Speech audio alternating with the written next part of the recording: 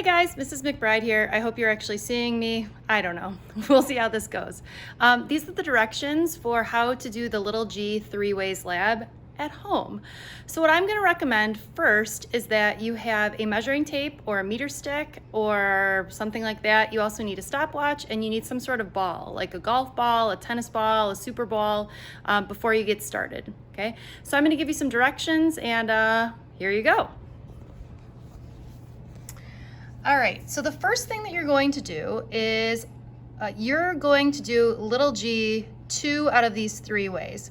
Now, there's 3 choices here, but it's probably easiest if you're doing this from home that you do the first 2 options. But if you want to do the pendulum, then that's completely up to you.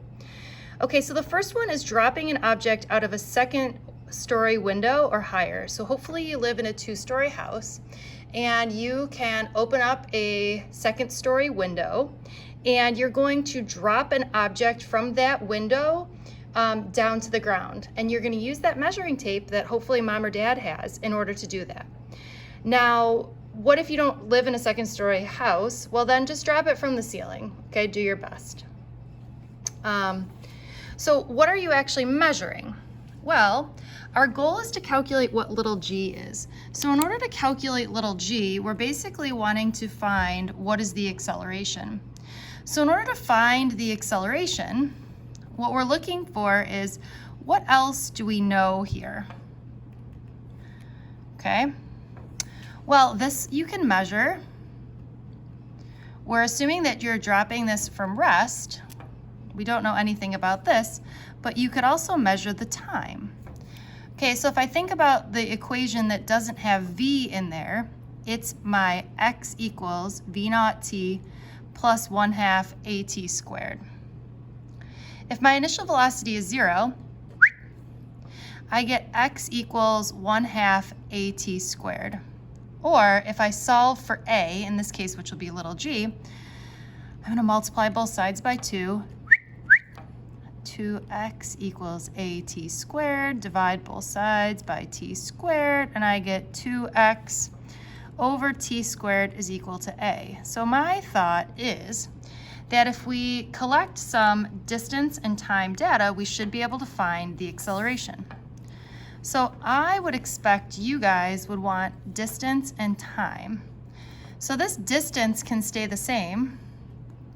This here is going to be your, I don't know, height of your house or whatever distance you can use, the height of your room. Okay, so this is going to stay the same, and you're going to take time measurements multiple different times.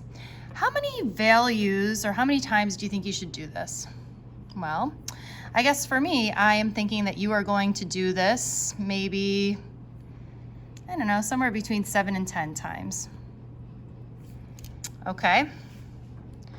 Now, so that's sort of like experiment 1. Experiment 2 is dropping a super ball from a height. And I'm going to do my best to try to show you what this looks like. So basically, if you look closely, here's your meter stick. And you're going to place the ball at the very top of the meter stick, or the 100 end. What if you have a measuring tape? That's fine too. You might need a partner for this. So see if you can grab mom or dad or a friend or work together, or just do your best. Okay, so what you're going to do is you're going to drop from the 100. It's going to hit the table. Once it hits the table, you're going to start the timer here. Then you're going to see how high does it bounce back up, and when it hits the table again, you're going to stop the timer. Okay, so again, when it hits the table, you start. When it hits the table again, you stop. Okay, so now for this experiment number 2, we can use the same exact equation. My 2x over t squared is going to equal my acceleration. Okay, so you should have another data table here of some distance and time data with also 7 to 10 times. I'm never going to make it as a film producer, I don't think. That's the golf ball that I was going to show you how to do this with, rolling away. I'm killing it here. Okay, so that's what you're gonna do for that. I was gonna attempt to show you. So you sort of like, you know, have your meter stick here, and it would probably be beneficial to use your meter stick, excuse me, this way. It looks like I'm not going to be able to show you. Okay, but again, you're going to start at the top, or again, measuring tape. You're going to drop the ball. Pretend my hand is my ball. Okay, so you're going to drop the ball. As soon as it hits the ground, stop. Start. Then it's gonna bounce back up, and then you're going to stop. Okay.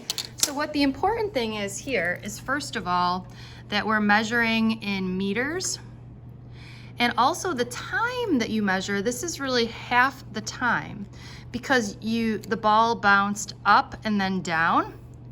So you either need to use half of whatever time you got, or twice the distance. I hope that makes sense. Okay. Hopefully you have no problem taking the data. Once you have that data, you're sort of gonna average this and plug it into this equation over here, okay? Now, you're thinking, well, I'm done, but you're not. You are going to use the method of calculating uncertainties to calculate the uncertainties for both methods of finding little g. You're also in question number 2. It says, what is your measured value of little g for each experiment? Okay, that's going to be your plugging in the average of all your x's, the average of all your t's into here to find little g, right? That's going to go here. This right here, this is your sort of percent error. I want to take the rest of this time to talk about how you find the uncertainty. Okay, so you're going to do this twice for each experiment. So let's say this is experiment number 1, where you're dropping the ball out your window. You're going to have an average value for x. You're going to take the average of this. Then you're going to have your uncertainty, which you're going to guess. And this depends on what kind of measuring tools do you have, okay?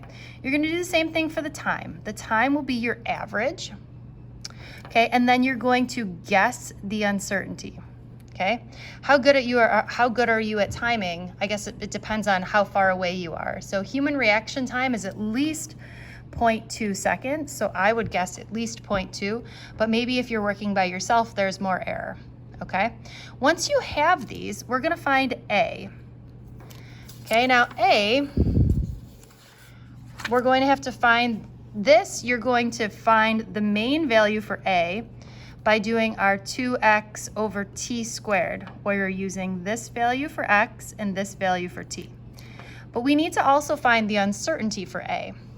The uncertainty for A, or delta A, we're going to find using this ginormous equation. Are you ready? Okay, this is 2 divided by t squared times delta x squared. This is the uncertainty here, plus negative 4x over t cubed squared times delta t squared. Okay, so where do these numbers come from? You'll just have to trust me, or I'd be happy to show you how I got this formula, or just trust me. This number here, the t, that's this number that we're plugging in. Okay, when you're looking for delta x, this is your uncertainty. Okay, when you're over here, the x is your actual number, the t is your actual number. These are your averages, right, from your data table. And your delta t is this one. Okay, so you're hoping that whatever you get for your acceleration plus the uncertainty will get you somewhere around 9.8. Okay, this whole thing that you did, you have to do this again to find the uncertainty for number 2. Okay, and those uncertainties, you're going to show your work in this spot below. If you get confused, or if that is not clear, please message me on Remind, and we can always meet while you're doing this. Okay, good luck, friends. Bye.